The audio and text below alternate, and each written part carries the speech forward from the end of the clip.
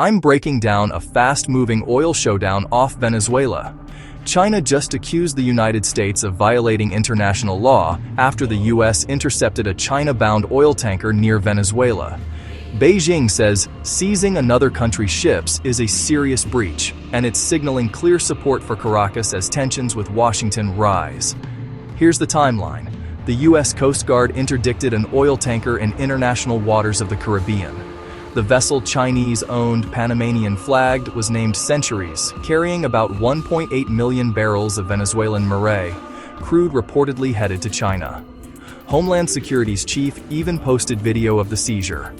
Key detail: unlike an earlier seizure this month, this tanker wasn't on any U.S. sanctions list.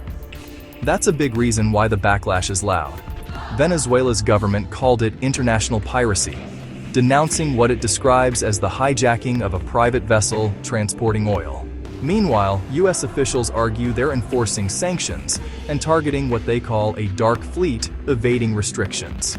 The Coast Guard says it's actively pursuing a third tanker in nearby international waters. Zoom out. China is the biggest buyer of Venezuelan crude, roughly 4% of China's total oil imports. Beijing publicly opposes what it calls unilateral and illegal sanctions and insists Venezuela has the right to develop normal relations with other countries. In Washington, the posture has hardened. A recent blockade posture towards sanctioned Venezuelan oil shipments made clear that nearly all tankers carrying that crude could face search and possible seizure. Why it matters to you. Energy markets hate uncertainty. Disruptions or legal fights over cargoes can ripple into prices.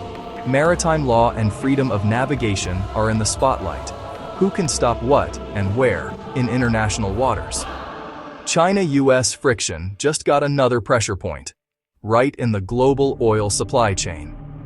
I'll keep watching for court filings, diplomatic protests, and whether that third tanker gets stopped. If this escalates, expect sharper rhetoric and potentially higher stakes on the high seas. Subscribe for concise updates as this story develops.